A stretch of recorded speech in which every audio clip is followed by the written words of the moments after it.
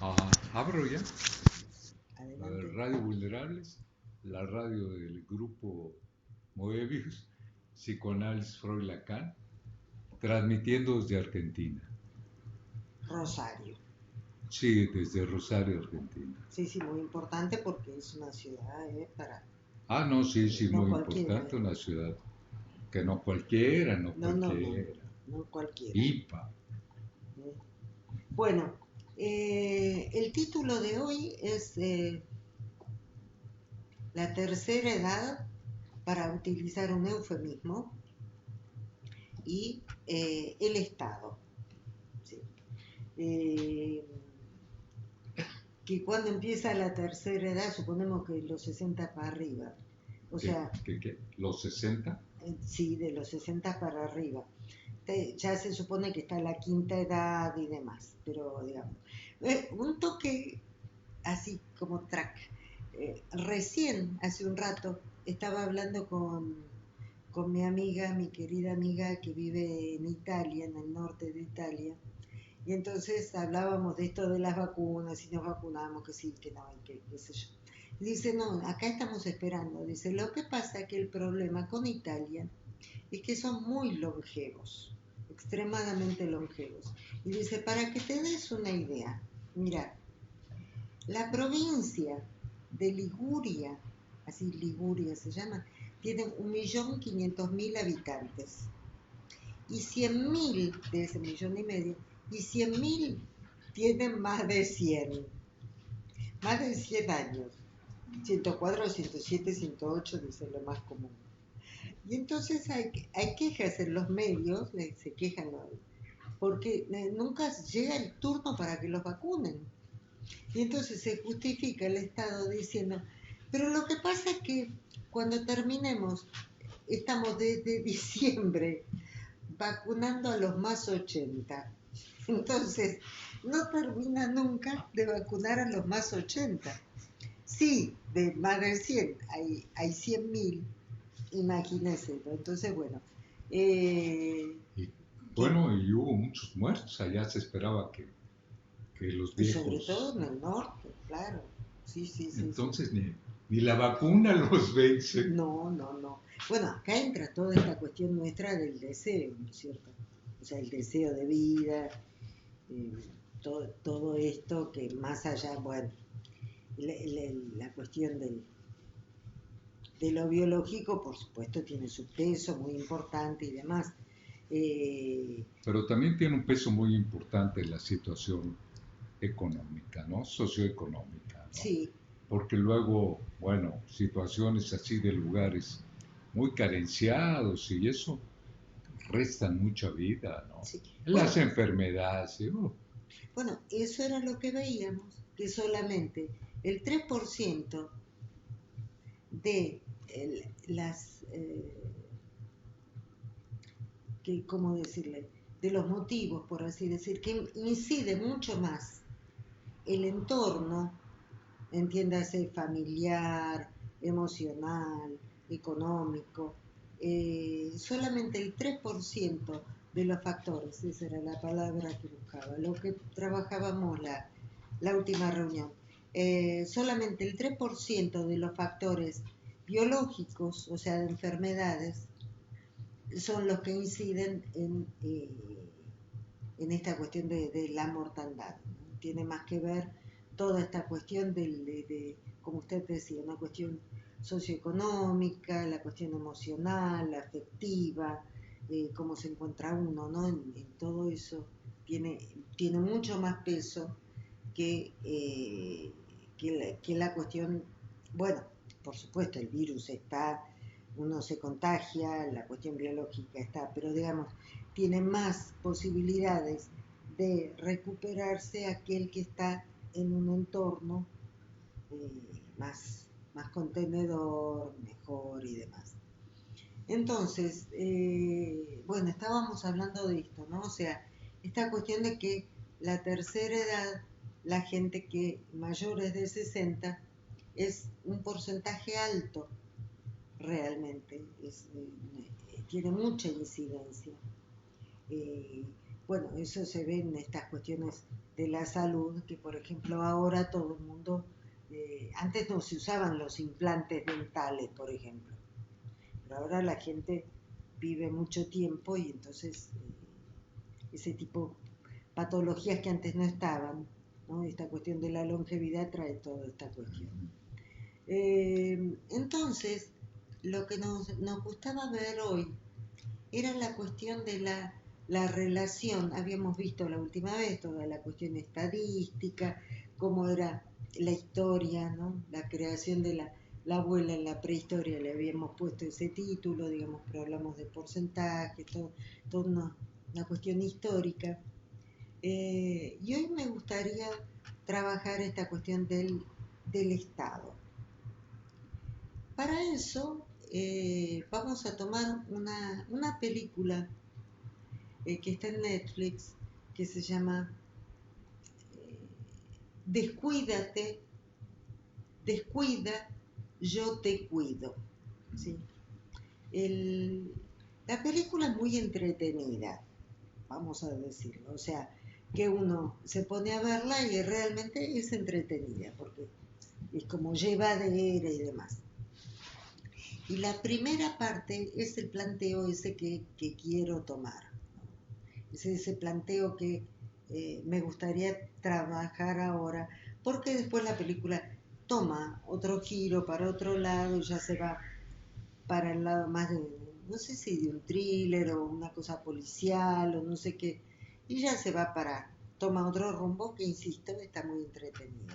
Pero lo que me interesa tomar es esta cuestión de la primera parte, cuando se da esta situación de que el planteo que hacen es de una mujer que tiene, bueno, tiene sus grados universitarios, ¿sí? Como gerontóloga, como que trabaja con lo social, o sea que tiene una formación académica.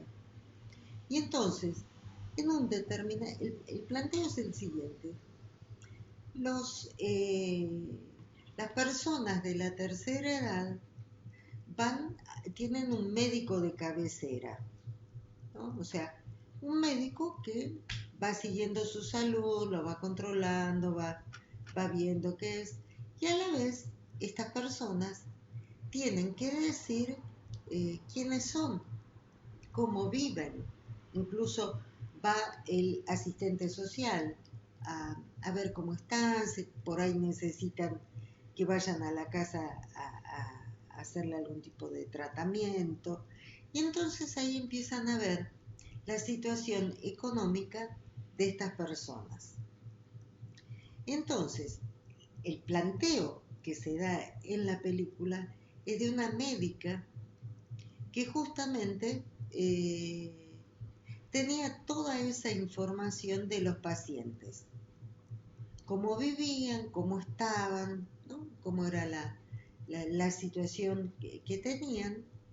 Y entonces esta médica, que estaba en connivencia, estaba confabulada, coludida sería la palabra, con esta gerontóloga, esta mujer que no me acuerdo el nombre, y le decía: tengo un dato, pero vos crees que se podrá decir. Sí, sí, yo te hago un informe. Entonces la médica hacía un informe que determinada persona ya tenía signos de demencia, por ejemplo, o de poca movilidad, o sea, ella exageraba esos términos, y entonces le pedía a esta mujer, que también, si no era abogada, no sé qué diablos, iba a los tribunales y entonces hacían una descripción de cómo estaba viviendo esta persona. Entonces el juez escuchaba toda la situación y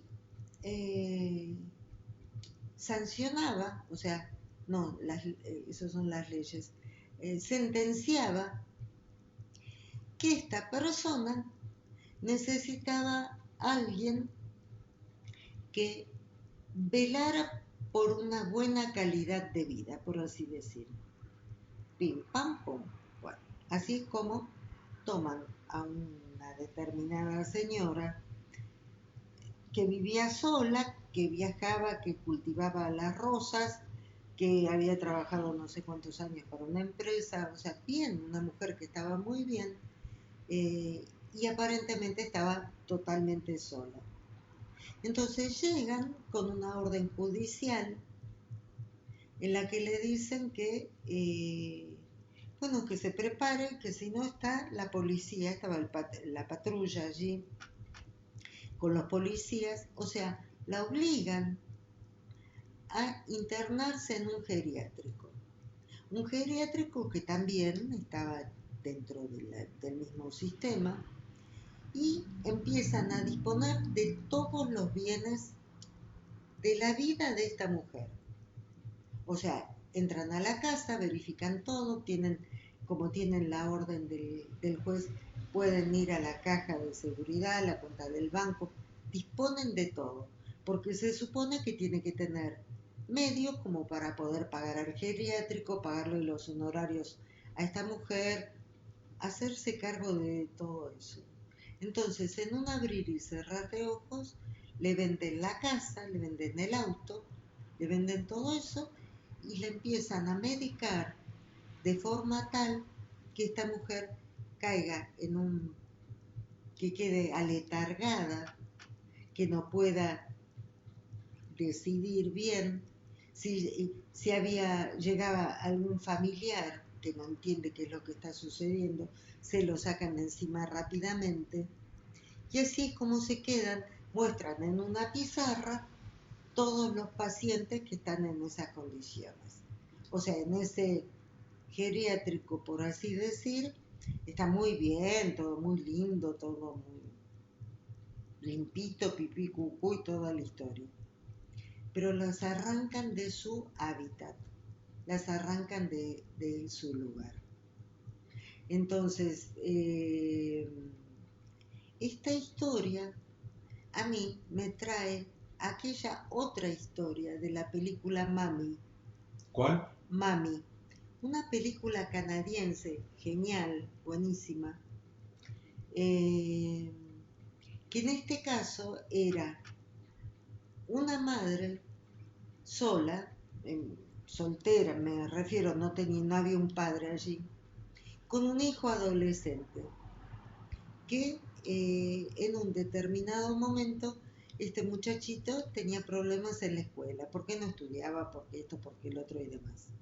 Entonces, es una situación ficticia, no es que en Canadá se dé así. Eso es lo que supone el director cuando empieza la película, dice, supongamos que esto está yendo en esta dirección, ¿no? Y entonces llega un determinado momento que al chico porque tiene ese tipo de conductas de adolescente, me refiero, rompe algo o lo encuentran drogándose o cosas que hacen vandalismo, ese tipo de cosas, y entonces esta madre dice directamente que eh, ella no puede.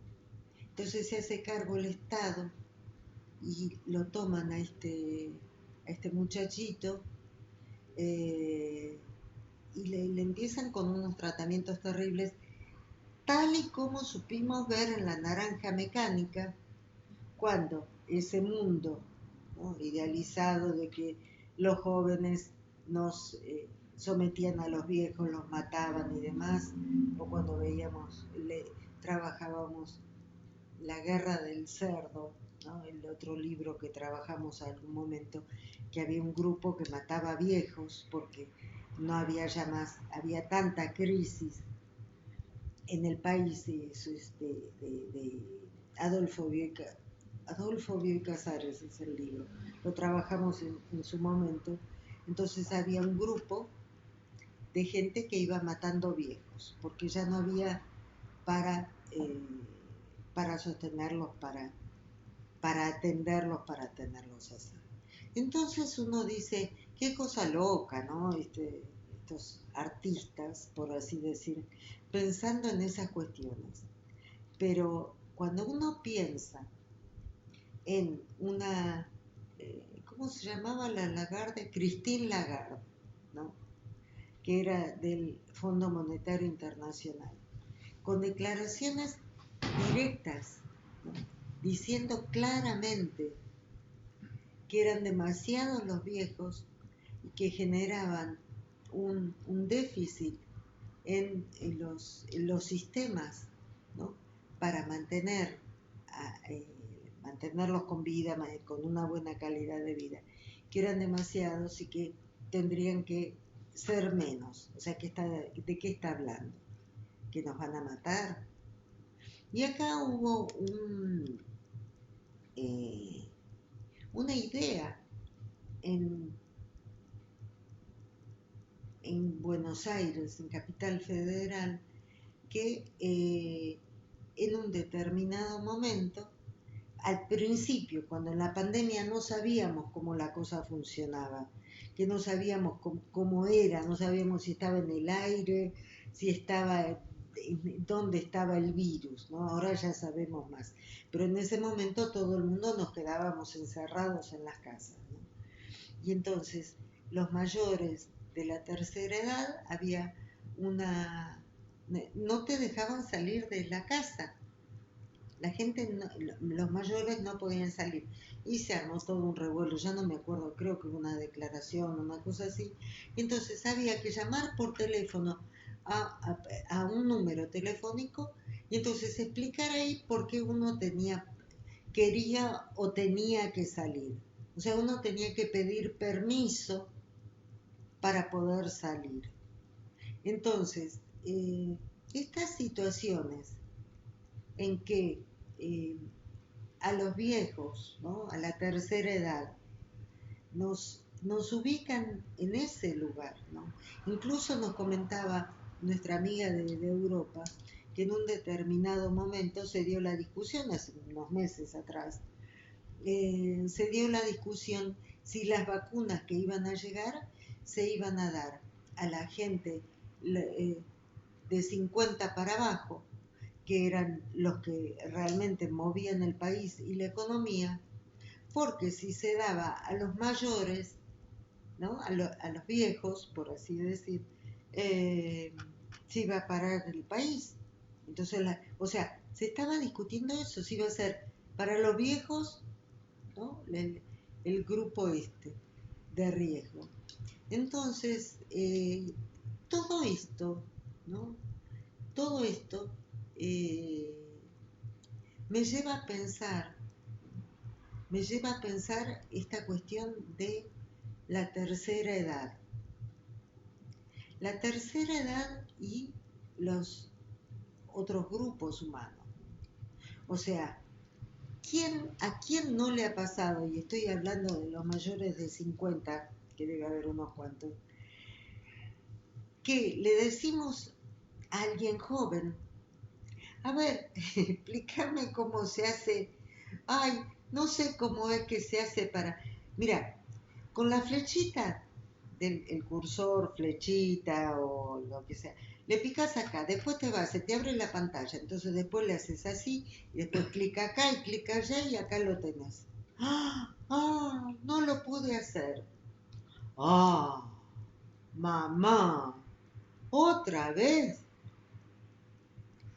Otra vez. Dice, y esa cara, esa molestia, ¿no? O sea, esa cosa, uf, qué pesado, ¿no? Tener que ponerme a hacer esto, ¿no? Ponerme a hacer esto como alguna vez ante mis hijos adolescentes que me habían maltratado de esa forma. Yo con otra amiga lloraba y le decía, pero yo les enseñé a multiplicar, yo les enseñé las tablas de no sé qué, y ahora ni siquiera me merezco esto, ¿no? O sea, qué ¿qué pasa? O sea, la pregunta es, ¿qué pasa? ¿Esto es así porque fuimos nosotros? O sea, a nosotros nos criaron así, nosotros criamos a nuestros hijos así, nosotros a los padres los, los había esa cosa, yo no sé si tal vez lo hacíamos por obligación o no, pero era otra la consideración que se tenía del de la tercera edad, ¿no? O sea, era otra cuestión. Entonces, ¿qué pasa? O sea, son preguntas que hago, ¿no? ¿Qué pasa? ¿Es uno que no le pone el límite? A mí no me vas a tratar así, y si me vas a hablar de esa forma, ahí está la puerta y andate, ¿no? O sea, ¿es uno? ¿O es esto que nos dice aquel Jean-Michel, no, Jean-Michel, ¿cómo se llamaba? El francés que decía que los padres hoy tienen miedo que los hijos nos dejen de querer, no nos quieran más. Y si no nos quieren más, uno se siente que se nos viene el mundo encima. Porque eso, ¿no? O sea, eso que nosotros apostamos todo y dimos todo, al menos en términos libidinales, por así decir, ¿no? Hemos apostado, ¿no? Y eso, esa apuesta que uno hace, esa empresa en la que uno se mete, que es la de tener los hijos, criarlos y demás, ahora nos dicen que no servimos, ¿no? Que ya molestamos. Pero si nosotros fuimos tan chingones, tan buenos, como para construir eso junto con ellos, ¿no? Y como decimos los padres, le dimos todo, ¿no? Esa frase uno la escucha, ¿no? Y ahora esto, ¿no? O sea, ¿qué pasa? O sea, ¿dónde está el eje? Pareciera, y no porque yo lo haya podido hacer, ni mucho menos, pero pareciera que la cosa pasa por una cuestión de la dignidad, ¿no? O sea, ok, hasta ahí llego, ¿no? Pero yo no voy a permitir una, un maltrato, como le dicen ahora, destrato. No, no, no, no, bueno, no sabré de computación, no, buscaré cómo solucionarlo, ¿sí? Pero me voy a parar en un lugar digno, en un lugar digno, no por el solo hecho de tener la visita o el reconocimiento de los descendientes, hijo, nieto, bisnieto y toda la historia, voy a perder la dignidad, ¿no? Cosa que yo he visto en México, por ejemplo, como existe la cuestión esta de testar, ¿no? Testar se dice. Es como que el abuelo adinerado testa hasta cuando ya está medio que las 10 de última y va prometiendo, ¿no? Va prometiendo. Eh, esta casa sería linda para ti, ¿no? Este auto sería bueno para ti, y no sé qué, no sé cuánto. O sea, como que ya en vida va tirando ideas de que, a quién va a heredar, digamos, ¿no? Entonces esos se quedan ahí, ¿no? Es una forma de ejercer poder, lo que está haciendo es ejerciendo poder a través de del dinero, a través de los bienes. Esto va a quedar para fulano, esto para perengano, no sé qué, no sé cuánto, pero no te está nunca. Usted me comentaba la cantidad de casas intestadas que hay en Ciudad de México, ¿no? Que quedan a cargo del gobierno, ¿no? Entonces, estamos viendo, por ejemplo, otra cosa que me decía, me comentaba una amiga escribana, que en eso México está más adelantado, pero acá en Argentina dice que viene una persona con una persona de mucha confianza, mucha confianza. Generalmente son dos personas, donde una declara que en el caso que vaya a estar en coma, o sea, inconsciente, con toda una cuestión médica, digamos, que ella declara en ese lugar que no quiere que le hagan nada más allá de estas cuestiones que siguen teniéndolos con vida, y que eso, entonces, certifica, le escriban a eso, y se lo llevan, los dos testigos se llevan eso, ¿no es cierto? Y ella tiene una copia, le queda en su protocolo, digamos. Entonces, cuando llega el momento de que tal vez esta persona esté inconsciente, le está por hacer esas cosas, que la familia, que sí, que no, que la parrala, entonces estas personas cercanas dicen, no, acá está esto certificado por escribano que no quieren que se haga, ¿no? O sea que por una cuestión económica, todo esto que estamos viendo, ¿no? Todo esto que estamos viendo de lo económico, ¿no? Entonces, y también a la vez estoy como pensando en recursos, ¿no es cierto? Eh, o sea, un punto en el que uno dice, ¿no? O sea, yo estoy con mi sano juicio, y no porque me deje de querer, no voy a, no quiero perder mi dignidad, ¿no? Y ahora que lo tengo muy claro, quiero que alguien, en este caso una escribana, ¿no?, tome nota de estas cuestiones que las pueda hacer. Porque si no, llegamos a ese tipo de situaciones eh, que las pinta el arte, digamos, donde alguien que no lo conoce a uno, alguien que no sabe cómo es la historia, un juez se basa en lo que dicen los demás, y esta situación en la que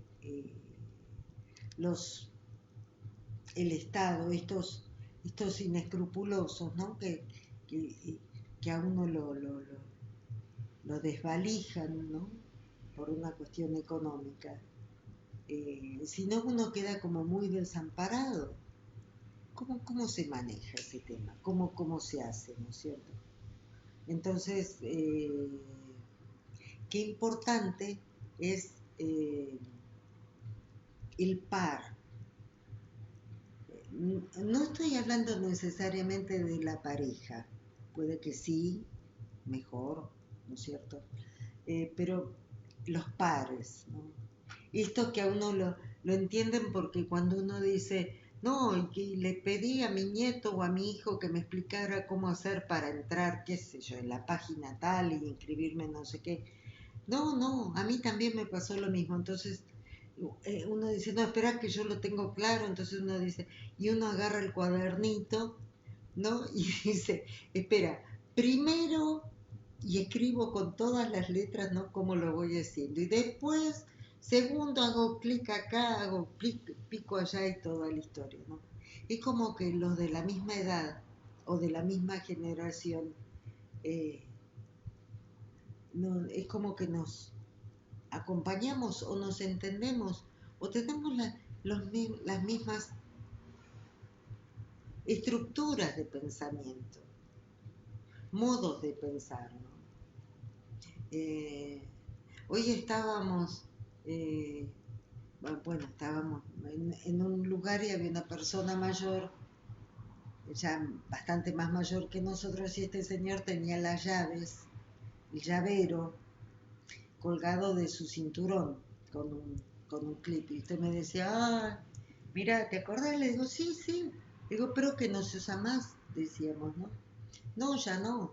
Ya ahora es todo con teléfono, todo eso. Eh, entonces, el otro lo entiende, el par, a uno lo entiende, sabe de qué estoy hablando, el de la más o menos la misma generación. Es el otro, el otro, es muy importante eh, no quedar solo o a merced de generaciones que pueden querernos mucho, pero tienen otra forma de pensar, tienen otra forma de ser.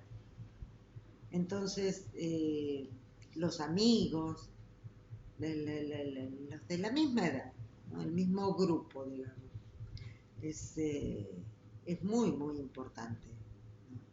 No se sostiene también desde el recuerdo, porque uno tiene un bagaje cultural, como esta abuela que hablábamos de la prehistoria, ¿no?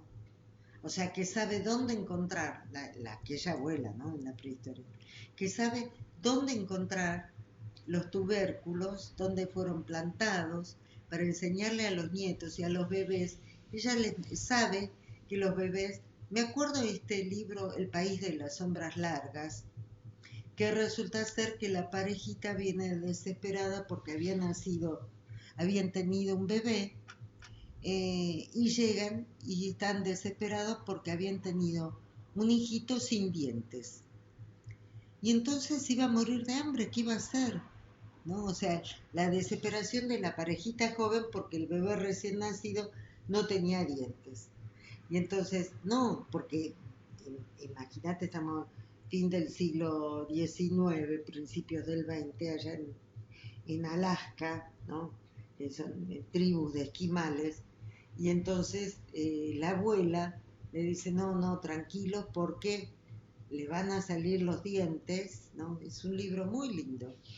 Ya le va a salir los dientes y mientras tanto, así ya ahí le enseñan cómo criar al bebé este, ¿no?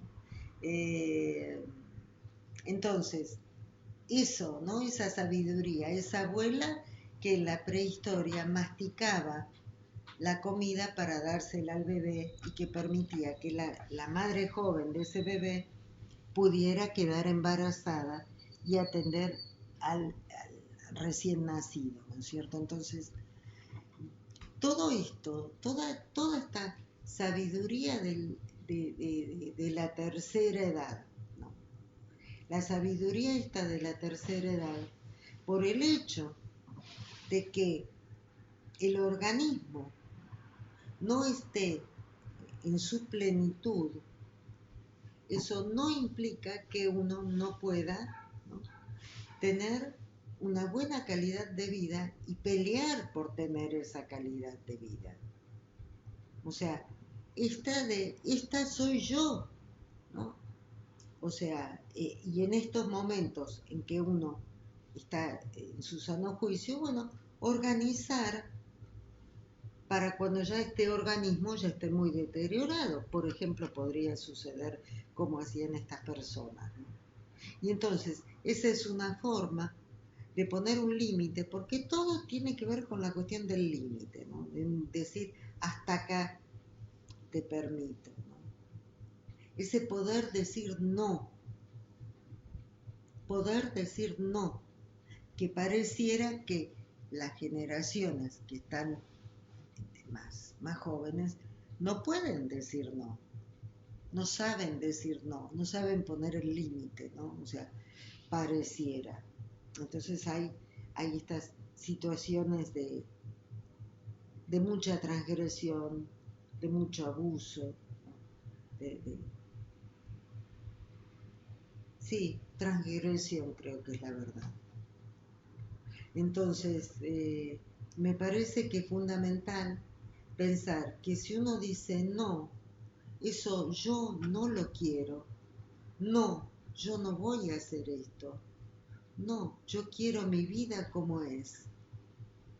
La casa es grande, bueno, no importa, yo estoy acostumbrada a la casa grande. No, yo no voy a ir a un departamento, o sí quiero ir a un departamento, pero poder decir no, que aunque me dejen de querer, siempre va a aparecer alguien que de alguna forma me quiera, y la forma que uno tiene para poder estar con el otro son esas historias comunes, ¿no? Ese descubrimiento, como cuando nosotros hablamos como eran los años 60 y los 70 y los 80 en México y en Argentina, y eran muy similares. Teníamos las mismas cosas, hacíamos lo mismo, nos vestíamos de la misma forma, teníamos las mismas costumbres, ¿no? Muchas veces nos reímos porque era lo mismo, allá y acá. Entonces, alguien que nació en el 2010 o en el 2000, que hoy tiene 21 años, y bueno, no sé si me va a entender lo que pasaba en los años 60, en los 60, ¿no? O sea, cómo eran los televisores que tenían esos bulbos, esas válvulas, esas luces, lámparas atrás, gigantes, no, no. En cambio, el par sí. Entonces, de lo que se trata es eso. Siempre hay un roto para un descosido. Siempre hay alguien que me puede llegar a armar ese lazo social. Lo importante es eso, el lazo social. Y sí, yo me sostengo del amor de mi familia y me amenazan con quitármelo. Bueno, puedo encontrar otros amores, puedo armar otros lazos sociales con otros, pero lo importante es mi propia dignidad. El, eh, el, la ética del psicoanálisis, y es lo que nosotros siempre establecemos, es que uno es fiel a sí mismo y que uno de sus decisiones tiene que hacerse cargo, asumirse. Eso es lo que nosotros proponemos. Y entonces, bueno, porque de esa forma es como nos sentimos bien. Yo no estoy hablando ni que somos felices, ni que tocamos el cielo con la mano, no, no. Digamos que nos sentimos bien, que no vivimos con angustia.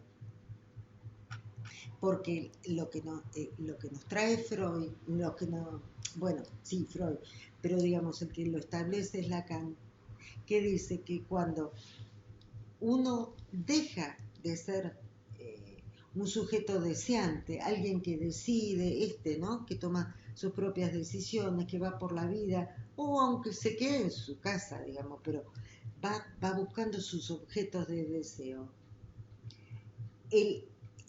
La angustia aparece cuando existe la posibilidad que uno puede llegar a ser un objeto en manos de un otro perverso, a merced de un otro que nos digite, que no nos escuche, que no nos respete como sujetos.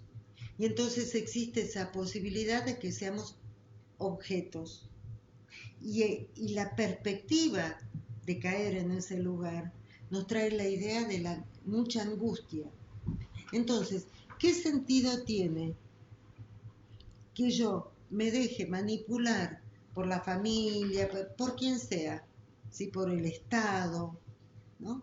Por estos que tienen como más fuerza por ahí, si yo voy a estar angustiado? O sea, la idea es esa, ¿no? O sea, que uno pueda no estar angustiado, que uno pueda ser un sujeto y que pueda decidir cada instante de su vida. Entonces eso, por ahí pasa la idea, ¿no? O sea, esta de la dignidad de cada uno, el poder decir hasta acá y me hago cargo de mí mismo y de todo esto. Bueno, Muy bien. ¿listo? ¿Terminamos, doctora? Sí, don Luis, ¿cómo le va? Mire, o'clock, Ah, son las 11. Así es bueno, que muy bueno, bien. nos encontramos el miércoles que viene a las 22 horas de Argentina, 19 horas de México y qué sé yo, 7. Recomendar que se cuiden, que Sí, se sí, cuiden mucho. sí, sí, ya Ya está. estamos a punto de... Sí, sí. Bueno, va a tardar un poco estando en Italia, ¿no? Se acaban de vacunar la mitad de la población que tiene más de 100 años. Lemuria. Ay, Qué hermoso. ay, sí.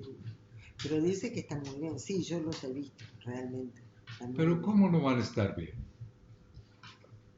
Tienen un buen nivel económico.